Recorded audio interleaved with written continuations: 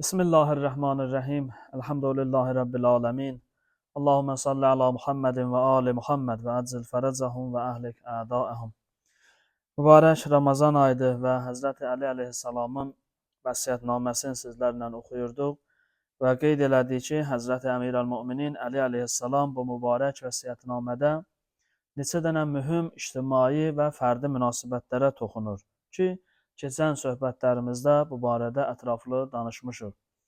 Və bugünkü söhbətimiz, bəhsimizdə Həzrəti Ali əleyhissalamın növbəti bir ictimai yönə diqqətin görürük ki, və bu məsələyə Quran-ı Kərim və Əhl-i Beyt əleyhissalamın da xüsusi diqqəti var. Ümumiyyətlə, insan ictimai varlıqdır və ictimai varlıq olması səbəbi ilə ictimai münasibətlər insan həyatının qaçılmaz hissəsidir. Sizin alimlər tədqiqatlar eləyiblər, bir insan bağlı bir şəraitdə deyək, həbsxanaya salınır, bütün əlaqələr kəsilir, tədqiqat eləyirlər, görürlər müəyyən bir gün keçəndən sonra artıq insan götürür, kağıza yazır nələrsə və başlayır o kağızı təzədən özü üçün oxumağa, dialoq şəklində. Bu, insan fitrətinin tələbidir. İnsan fitrətən ünsiyyətçil varlıqdır. İstəyir ki, onunla munis olan kimlərsə olsun. İnsanın ünsiyyət quracağı bir adam olmayanda insan nigaran olur, narahat olur. İndiki dillə desək, psixoloji problemlər yaşayır, depressiyaya düşür. Ona görə bu ictimai münasibətlərə dinimiz çox önəm verir. Onlardan biri də qonşuluq münasibətidir ki, günümüzdə qonşuluq münasibətləri artıq öz funksiyasını itiribdir. Artıq bu günləri müxtəlif müdaxilələrin nəticəsində, yad müdaxilələrin nəticəsində insanlar qonşuluq münasibətlərin geridə qalmışlıq kimi başa düşürlər. Və elə hesab eləyirlər ki, bir insan nə qədər qonşulardan uzaq olarsa, bir belə xeyri var. Ki, əlbəttə deyəcəm, Quran-ı Kərim və hədislərdə bu məsələ nə qədər önəmli hesab olunur. Təəssüflər olsun ki, bu günləri qonşuluq adət-ənənələri, qonşuluq münasibətləri bizim üçün keçmiş söhbət olubdur. Çox az bir hissəsi qorunub saxlanılır. Bəzən də deyirlər ki, indiki dövr əvvəlki dövr deyil. Əvvəlki insanlar yaxşı idi. Xeyr, insan elə əvvəlki insandır.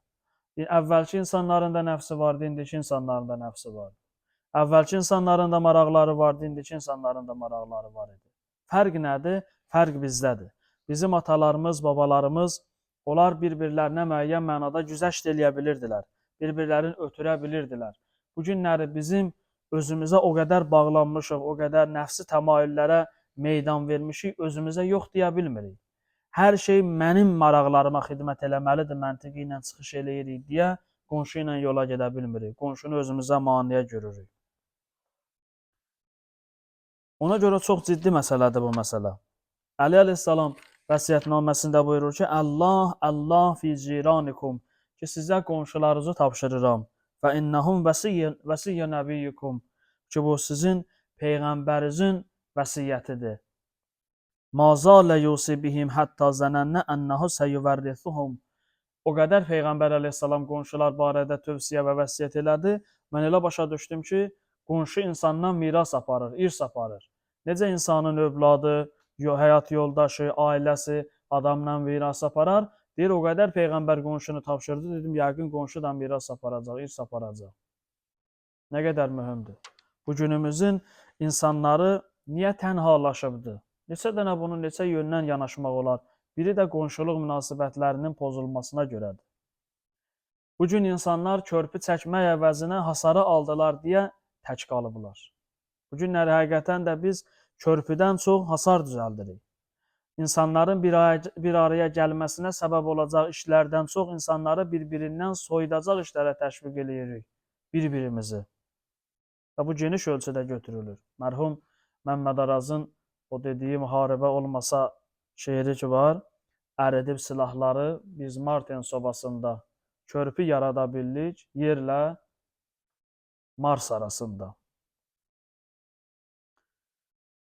Nə qədər mühümdür. Həqiqətən də dünyanın bugün silahların biz götürüb əritsə, yerlə Marsın arasında körpü yarada biləcəyimiz halda Biz silahlarla bir-birimizi öldürürük. İnsan övladı bir-birini öldürür. Bugün evlərimizin asayişi var. Bu günləri hər tərəfdən evlərimiz qorunur. Həyət qapısı, çöl qapısı, nə bilim, ikinci qapı, pəncərələrimiz xüsusi formadan, xüsusi materialdan hazırlanır.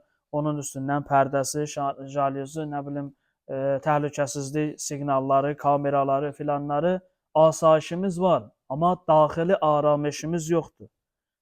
İnsanın daxili rahat deyil. Böyük bir imarətin içərisində oturub zindan həyatı yaşayır. Bu günləri bizim yaşayışımız, məsələn, təxminən bir 30 il bundan qabağın arzuları idi. 30 il bundan qabaq kaş bunlara sahib olardı dediklərimizə indi sahibik, amma günümüz qaradır. İnsanların üzündə təbəssüm yoxdur. Bayram günləri də bayram ərəfələri idi. Hamımızın süfrələrimiz əlhəmdülillah dolu idi, amma üzlərdə qəm var idi, gözlərdə qəm var idi. İnsanların daxili aramlığı yox idi. İctimai münasibətlər pozulanda insan belə olur. Təkcə yeməklə, meyvə ilə, şirniyyatla iş yola getmir. İnsan insanla ünsiyyəti ilə qiymət tapır, önəm tapır. Ona görə məsələ çox önəmlidir. Əli əleyhissalam buyurur və Qur'an-ı Kərimdə bu məsələyə yer verilir ki, Nisa surəsi 36-cı ayədə Allah Teala buyurur ki, "Və'budullah, Allaha bəndəlik eləyin və bil valideyni ihsana, valideynlərinizə ihsan edin."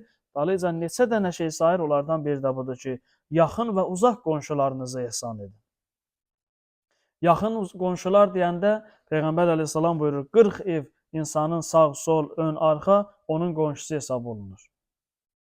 40 ev.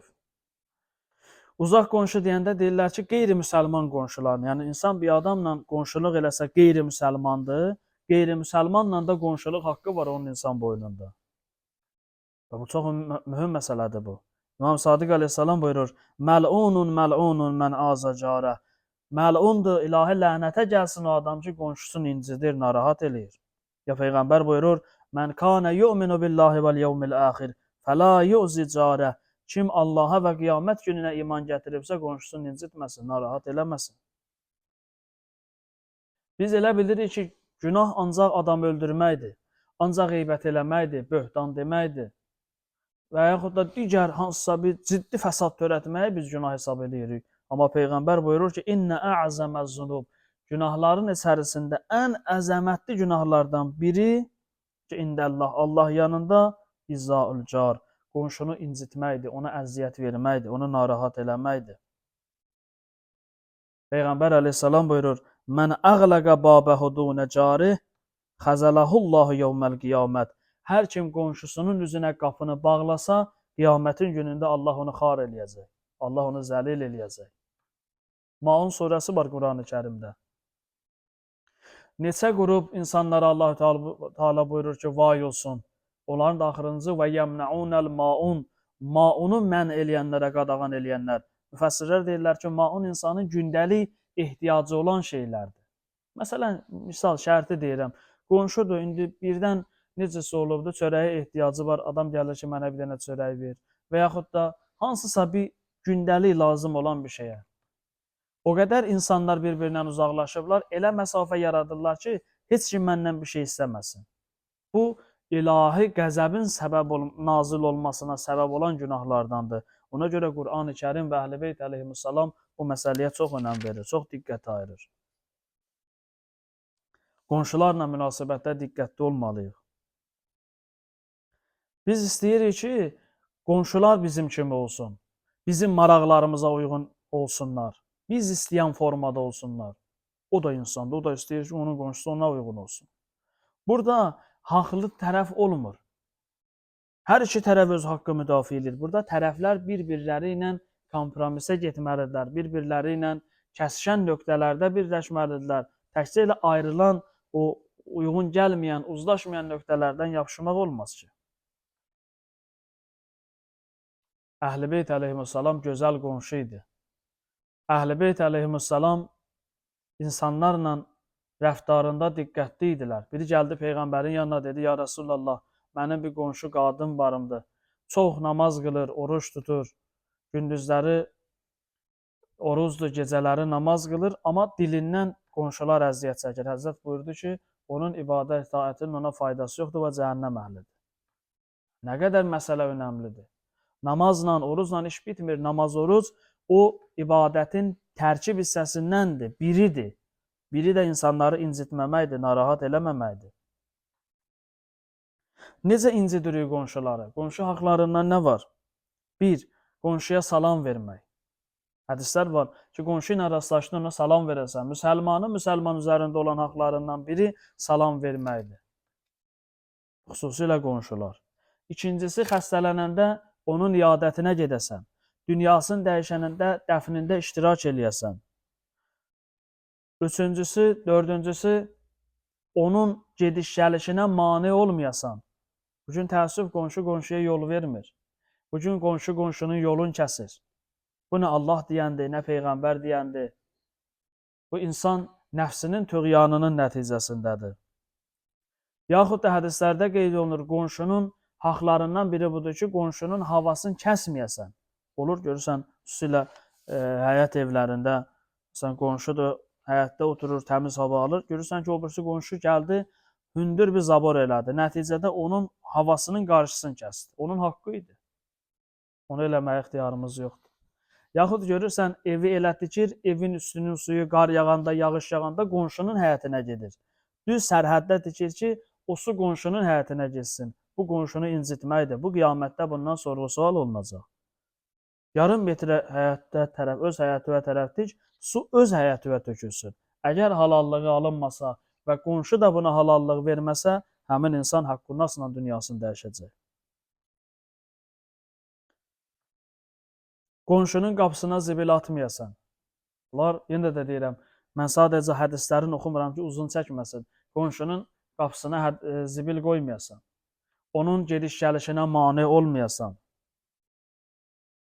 Sərhəddində, içəri girişində ona mane olmayasan. Torpaq davaları bugün qonşular arasında ciddi problemdir. Hər kəsən məşhurda Molla Nəsrəddin deyir, bir gün gördülər, qulağını söykəyib torpağa. Dedilər ki, Molla, nə olub, nəyə qulaq assan? Dedi, 2 nəfər savaşırdı, bu deyir, torpaq mənimdir, bu deyir, mənimdir. Deyir, mən də qulağımı söykədim bu torpağa, görüm hələ bu nə deyəcək? Deyir, gördüm torpaq mənə deyir ki, bunlar yalan deyirlər, hər ikisi mənimdir. İnsana dünya həyatında bəs eləyəcək qədər torpağı var, amma bir qarışın davasını aparır. O bir qarış insan övladına fayda verməyəcək, əksinə vezri vəbali olacaq. Biri danışırdı, deyir ki, bir nəfər vardı, çox şər adam idi. Elə hey nigarançılıq ki, mənə öz istədiyim yerdən mənə torpaq verin. Birine deyir ki, o başqasının ərazisi, deyir ki, mənə aidiyyəti yoxdur, mən oranı istəyirəm. Nəysə, cürə-bəcürə şikayətlər filan yazdı. Deyir, axırda bu yenə də şikayət məktubunu göndərir və məktubun cavabı gələnə qədər bu adam ölür. Bu adam ölür. Təbii ki, o məktub təzədən o məsul adamın üstünə gəlir də. Deyir, mən də götürdüm məktubun cavabında yazdım ki, mən sadə deyirəm, narahat olmayın, filankəs o filankəs ona bəs eləyəcək qədər torpaqla təmin edildi, göndərdi. Deyir, oradakılar da bilirlər də, hər ayın o başı da bu başı da bundan şikayət gedir ki, filankəs mənə torpaq vermir. Deyir, görüblər ki, bu cavab yoxdur, xəbər yoxdur bundan. Deyir, zəng elədilər ki, bəs o filankəsdən sakitçilikdir, sən necə elədin onu razı saldın, neçə ildir narazılığınız var aranızda? Deyirdim ki, dünyasını dəyişdi, 2-nin 1-ə ona lazım olan qəbir idi, qazıldı və həmən ona bəs eləyəcək torpaqda da dəfn olundu. Bəli, bu müəyyən mənada gülməlidir, eyni zamanda ağlamalıdır.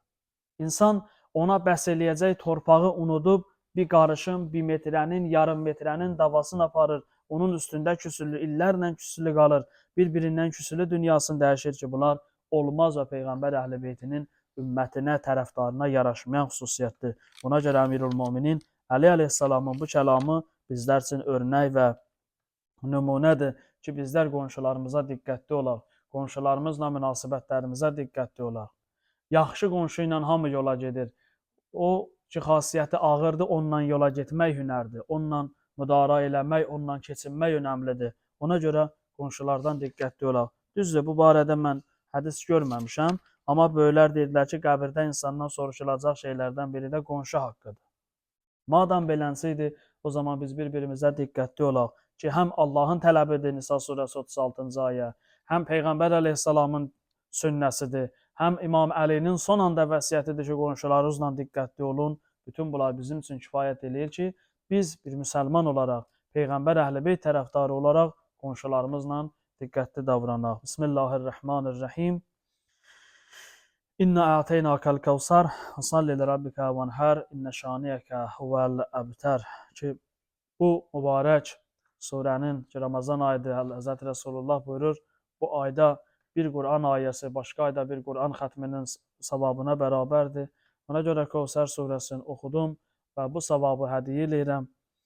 Bütün peyğəmbərlər, ənbiya, övliya, şühəda, şəhidlərimiz, siddiqlər, salihlər, haqqı boynumuzda olan, xüsusilə dünyasını dəyişən qonşuların ruhlarına inşallah. Allah hər birimizdən qəbul eləsin. Allah inşallah sizdə bizdə hər birimizi qonşuluq münasibətində diqqətli olanlardan qərar versin inşallah. Və salam.